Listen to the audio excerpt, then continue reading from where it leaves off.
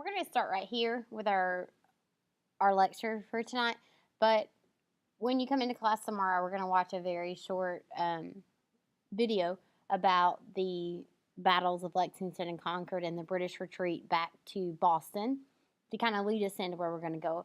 But I want to talk to you about the strengths and weaknesses of not only the colonial army, but also the British Army, and kind of lay the groundwork for where we're going to go with this. So as the war progressed from these small battles that we're going to talk about between the Continental troops and the British to a formal war for independence, the strengths and weaknesses of each side are going to become very apparent, and they're going to play into ultimately the decision of the war. So the colonists are going to have an advantage of fighting on their home territory. They're fighting in their backyard. And this is an advantage because they're going to know the terrain, and they're going to be able to count, to a degree, on the loyalty and the support of a great number of citizens.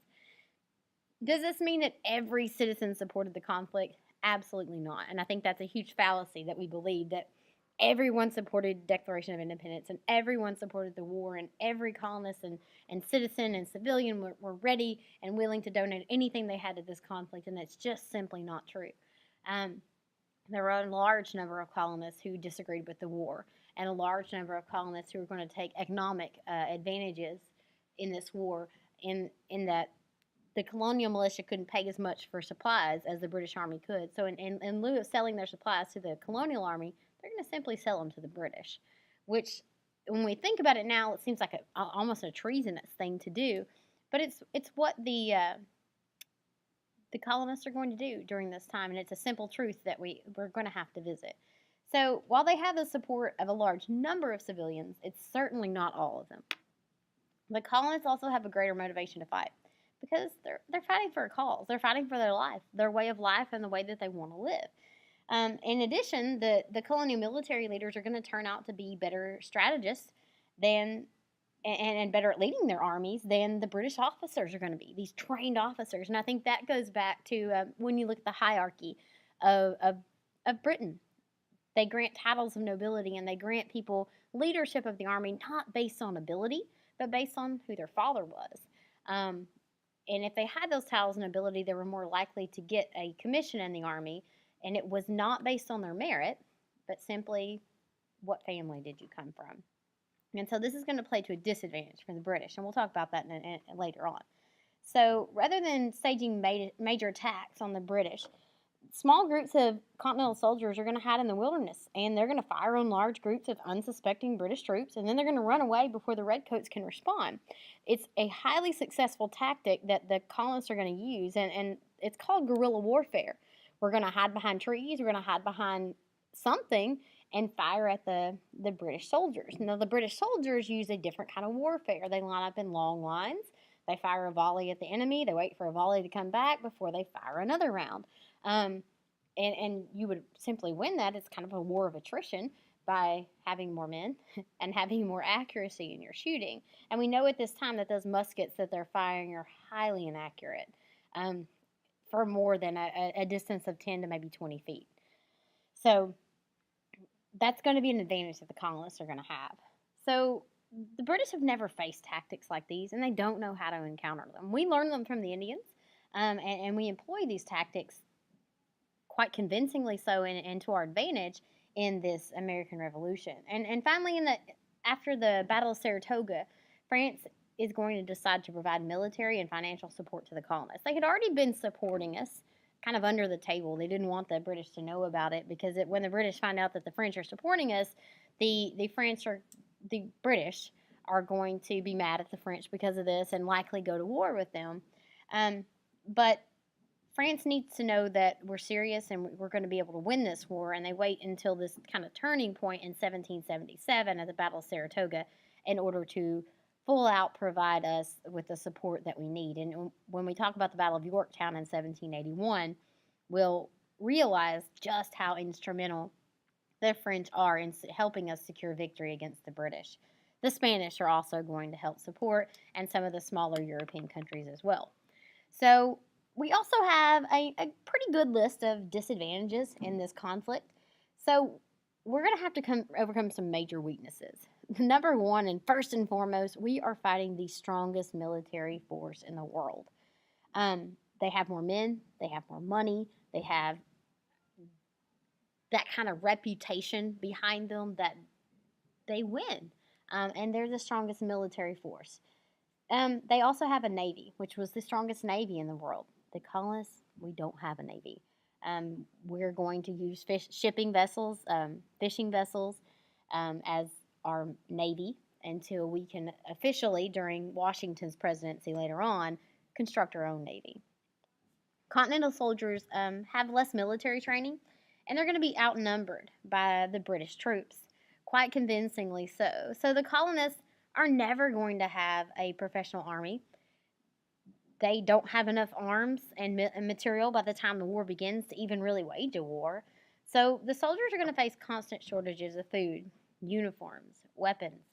Harsh conditions and lack of equipment are going to lead many soldiers to desert the army. And that's another thing that the leadership of the Continental Army is going to have to deal with. So what are the British strengths and weaknesses? Well, on paper, if we look at it, it looks like the British should win this conflict. Sorry about that. The British forces have their own strengths and weaknesses, but the British have a lot more troops than the colonial forces did. They're also going to hire foreign mercenaries known as the Hessians. They're from the province of Hesse in Germany. And they're merciless soldiers. They're also going to employ Indians and slaves. And we'll talk about Lord Dunmore's proclamation issued in Virginia that's going to guarantee slaves freedom if they will fight for the British side during this colonial conflict. The British are also better trained, better equipped, and they have a large stockpile of supplies. But the British are also going to have to deal with extremely long supply lines. It's going to make it difficult to get material to soldiers on the front lines. And in addition, as this conflict drags on, more and more people in England are going to lose enthusiasm for the war, and they're going to want it to end. So they're not going to have full-scale support, even if it means granting the colonies their independence and losing the profit from them. And the British generals are generally not as good as their colonial counterparts, and we've already kind of touched on this. They're not put in position because of their skill, but rather their status in society. And that's going to be a blow to the British Army. They frequently misjudge the terrain. They put their troops in poor strategic positions, and they don't know how to deal with the colonists' guerrilla warfare and their hit-and-run attacks. So who were these Hessians? There's an article I'm going to read you. Actually, it's not an article. It's a little excerpt from a very good book by Jeff Shara about the American Revolution. And in it, he writes a very good story about the Hessians and how merciless they are, meeting a fisherman who has nothing to do with this conflict. He's just simply nosy. But that turns out to be to his demise. I'm going to read a little bit to you in class when we talk about these Hessians.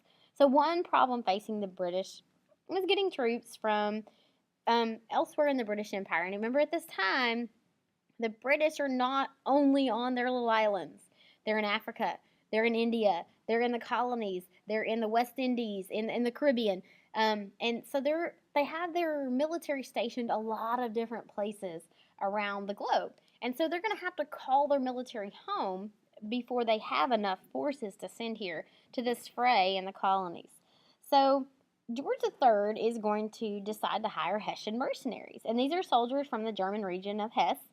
And they're going to fight for a particular side, and they're going to be paid to fight by the British. But the Hessians are not going to receive a lot of money for their services, but an agreement between George III and Prince Frederick, who was the Prince of Hesse, is going to make Frederick a fortune by sending his soldiers to fight for the colonists. So the soldiers are going to be sent by their king, but their king's going to reap the benefits of this. So nearly 30,000 Hessians are going to fight alongside the British in North America. However, they also found a very thriving community of German immigrants numbering about 200,000, and as a result, nearly 5,000 Hessian troops are going to desert and stay here in the United States and start families. So there's a legacy of them here. So let's also talk about some of the loyalists. Not everyone is going to fight on the colonial side that lives in the colonies. There's going to be some that remain loyal to England. So not all the colonists support this revolutionary cause. Those thousands that don't support the revolutionary cause are going to be known as loyalists. We also call them Tories, and that's a British term for supporters of the monarchy. They remained loyal to England after the start of the war. So loyalists tended to be wealthy, influential, and they include many royal office holders, members of the Anglican clergy, wealthy landowners. And as the war progresses, loyalists were frequently victims of intimidation and violence by the colonists. In addition, colonial forces are often going to seize loyalist property um, because they're not supporting the fray. And at the conclusion of the war, thousands of loyalists left the former British colonies. Some go to Canada, and some from the southern colonies are going to slip down into the Caribbean, known as the West Indies. We're going to pick back up here. Next time, we're going to talk about the New York campaign. I'm not going to cover this in this video because it's going to be in another thing we're going to do, but I want to get some questions really quick. So what were some of the colonial strengths and weaknesses at the start of the war?